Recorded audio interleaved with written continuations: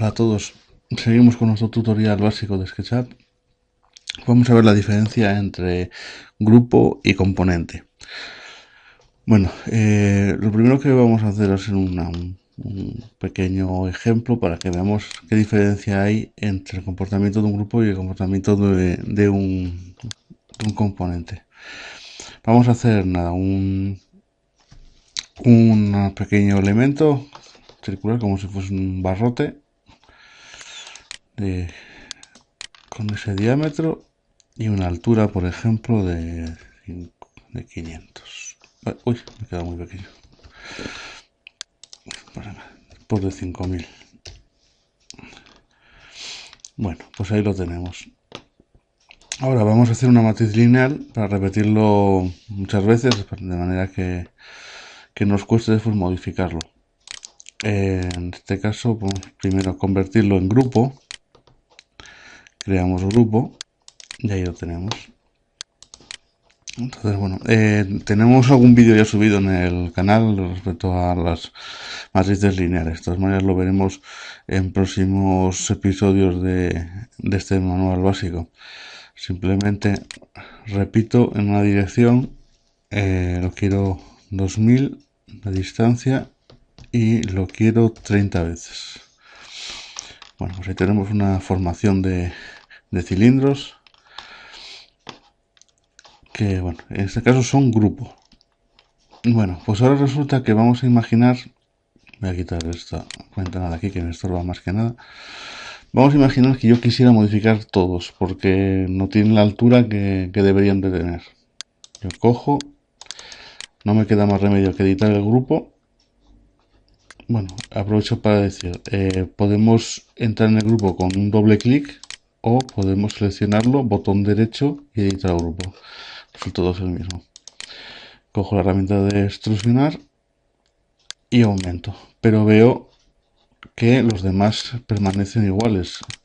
O sea, si yo quiero ahora mismo modificar a esta altura los 31 cilindros que tengo aquí delante, no me queda más remedio que ir modificando uno por uno, lo cual es un auténtico coñazo. Bueno, no voy a modificar los 31, lógicamente. Así que vamos a ver qué es lo que se puede hacer.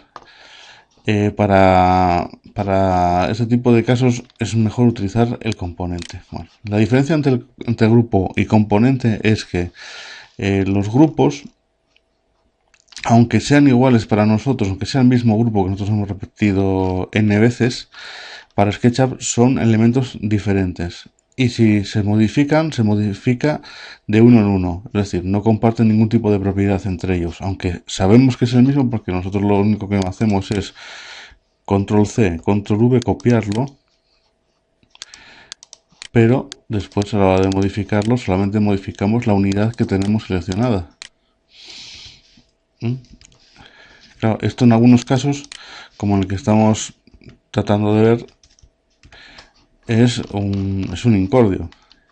Entonces, la diferencia entre el grupo y el componente es que los componentes sí comparten propiedades. Es decir, son, por decirlo de alguna manera, clones.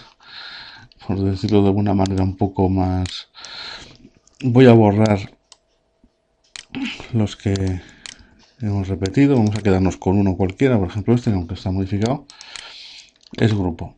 Y voy a deshacer el grupo. ¿Cómo lo deshago? Botón derecho y explotar. Ahora vuelvo otra vez a tener unas superficies sueltas y unas aristas que no tienen relación entre ellas. Selecciono y ahora en vez de crear grupo voy a crear componente.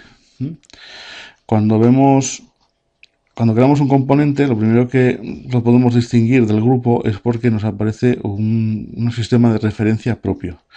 Si ese sistema de referencia propio lo podemos modificar y podemos hacer muchísimas cosas con él. Bueno, la verdad es que no tiene mayor valor, pero bueno. Otra cosa que podemos hacer a los componentes es nombrarlos, igual que si fuese un bloque de AutoCAD. Me gusta compararlo con eso. En este caso vamos a llamarlo cilindro. no nos vamos a complicar tampoco demasiado. Y podemos hacer una descripción. Cilindro de diámetro 1 metro. Y bueno, pues incluso tenemos aquí la opción de, en este caso es un cilindro, no nos vamos a notar mucha diferencia, pero si fuese un objeto, digamos, plano o tal, como puede pasar con la figura que tenemos al arrancar SketchUp, con la figura de Steve Wallace, podemos hacer que ese componente quede mirando siempre a cámara. Es decir, por mucho que nosotros giremos, siempre va a tener la cara plana, digamos, donde está la información que necesitamos, siempre mirando para cámara, como si fuese pues pues, no sé, una especie de veleta, por decirlo de una manera. Pues bueno, pues eso es lo que nos permite hacer un componente. En este caso vamos a hacer otra vez una matriz lineal para ver lo fácil que resulta modificarlo. También pues otras 30 unidades hacemos. Y ahora cogemos uno cualquiera. Y si lo modificamos, vemos que modificamos todos a la vez. Claro, esto por ejemplo para piezas muy repetitivas o piezas que llevan un entramado repetitivo es súper útil. Porque vamos, si no tendríamos que modificar los 31 elementos que tenemos aquí delante. De esta manera, simplemente con seleccionar uno cualquiera, ya haces lo que quieras con ellos. A veces esto también puede llegar a ser un poco un problema, es decir, ¿y si yo no quiero modificarlos todos? ¿Y si yo no quiero que sean todos iguales, pero sí quiero aprovecharme de esas características? Bueno, pues yo puedo coger uno cualquiera, este por ejemplo, y convertirlo en único. De esa manera, que es bastante intuitiva, si yo selecciono y modifico cualquiera, los modifico todos menos el que es único, que se tendría que ir pues como si fuese un grupo a modificarle a él. Incluso puedo generar pues otra familia de elementos. Si yo cojo y yo habría creado otra familia de componentes.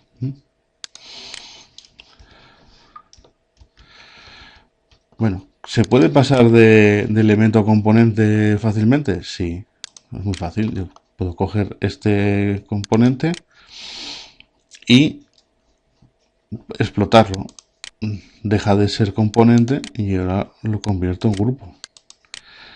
Y otra vez comprobamos esas características. Yo modifico todos menos esa que tengo ahí, que es un grupo. Y al contrario.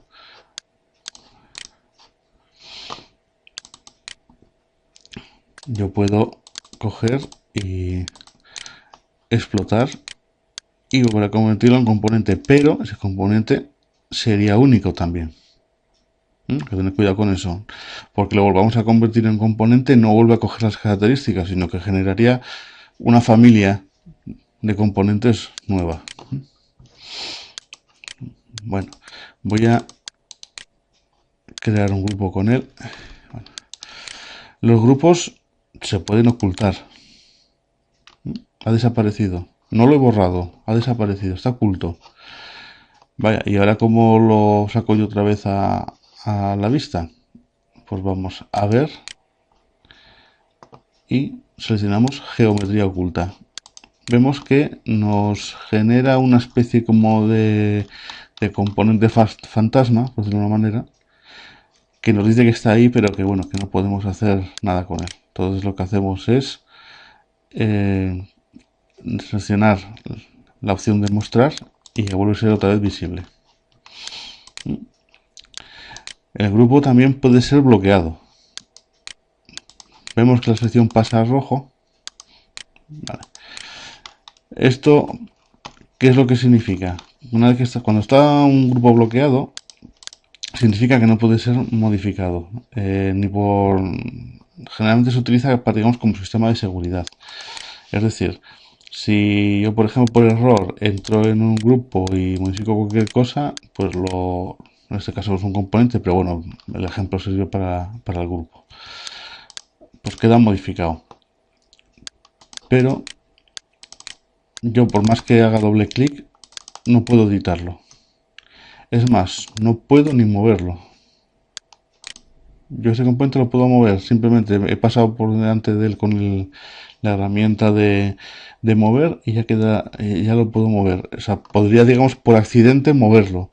El bloqueado, ni por accidente ni por la gracia de Dios.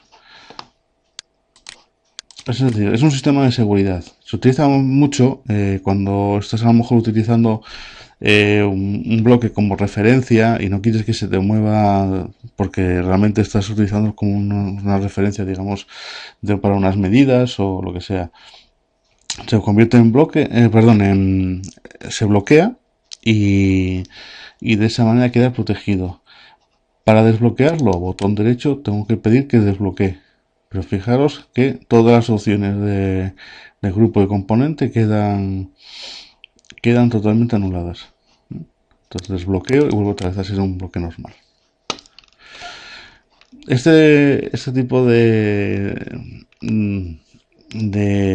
características y de diferencias entre componente y bloque es muy importante tenerlo en cuenta. Porque para piezas, por ejemplo, yo siempre pongo el mismo ejemplo. Me tocó hace tiempo hacer unas bandejas de cables, estas típicas que van colgadas por el techo, que llevan el cableado de datos en los edificios y de comunicaciones, ese tipo de cosas. Y están hechos por, eh, por lo que son componentes y grupos. Claro, cuando tenías que a lo mejor ir cortar una bandeja porque que llegaba, digamos, a chocar contra una pared o tenías que hacer una figura con ella, claro, el tener que modificar cada uno de los alambres que forman esa bandeja era una gaita. Entonces, bueno, el poder modificarlos todos a la vez, solamente con un solo movimiento, era una ventaja grandísima. Y es ahí donde yo descubrí el, la verdad, la capacidad que tiene SketchUp cuando se controla lo que es el concepto de bloque perdón, de componente y de grupo. Pues nada, nada más hasta aquí este tutorial. Seguiremos grabando algunos más para, bueno, pues ir dejando claros ese tipo de herramientas. Pues nada, un saludo a todos y recibir un fuerte abrazo.